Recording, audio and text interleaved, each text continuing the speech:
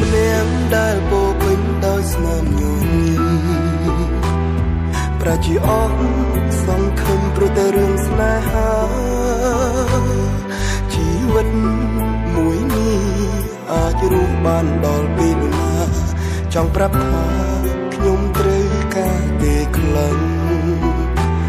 ខ្ញុំកំពុងដេកដួលនៅកណ្ដាលផ្លូវគ្មានផ្លូវដែលត្រូវទៅនឹងផ្លូវដកថយរបួសផ្លូវចិត្តជារបួសមិនងាយសះស្បើយស្នេហ៍ខ្ញុំអើយរលីគ្មានសល់ទេខ្ញុំឈឺចំចាគេប្រាំឈុំទៅស្នេហាគ្មានផ្លូវត្រឡប់វិញទេរឿងអតីតកាលលំចោលអូខេ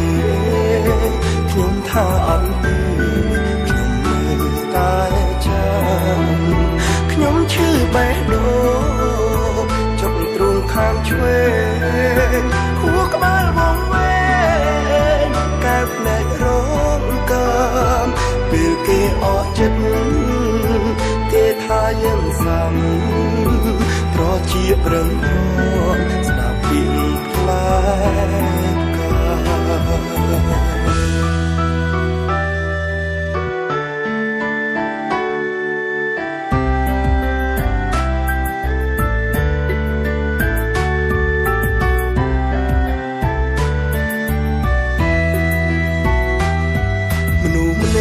ដែលពោពេញដោយស្នាមញញឹមប្រជាអស់សង្ឃឹមព្រោះតែរឿងស្នេហាជីវិតមួយនេះអាចរស់បានដល់ពេលណាចង់ប្រាប់ថាខ្ញុំត្រូវការទេខ្លាំងខ្ញុំកំពុងដេកដួលនៅកណ្ដាលផ្លូវគ្មានផ្លូវដែលត្រូវទៅនឹងផ្លូវដកថយរបួ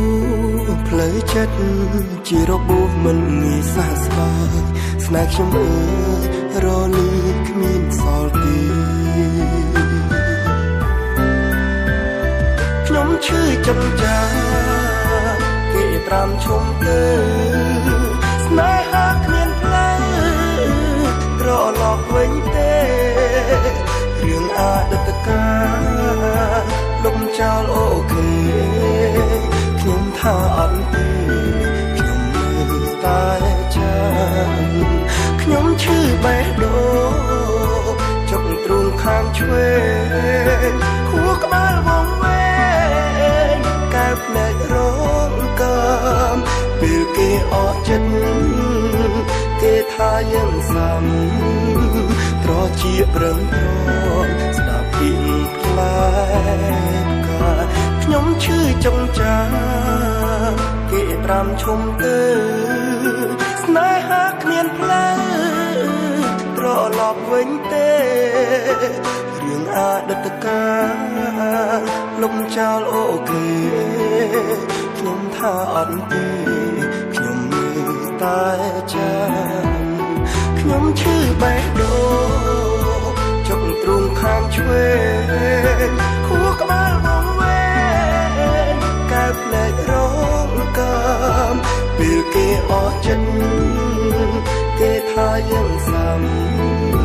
ត្រជាប្រឹងស្ដាប់ពីផ្លែ